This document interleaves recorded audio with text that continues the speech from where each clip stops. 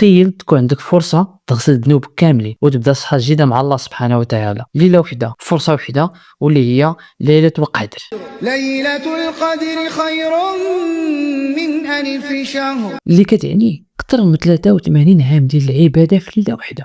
ليلة القدر ماشي غير ليلة عادية، ليلة القدر هي التي أنزل فيها القرآن الكريم، وكذلك هي التي أنزلت فيها الملائكة إلى الأرض لكي تبارك لعباد الله، وفي نفس الوقت دعاؤكم مستجاب وأعمالكم مضاعفة، وكتمسح ليك الذنوب بصفة نهائية.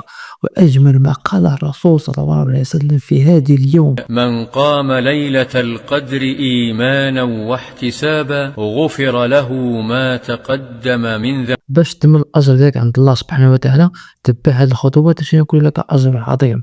صلي ولو ركعتين هذا اليوم المبارك، اقرأ ما تيسر لك الله من القرآن الحكيم، ولو آية واحدة، ولو غير آية.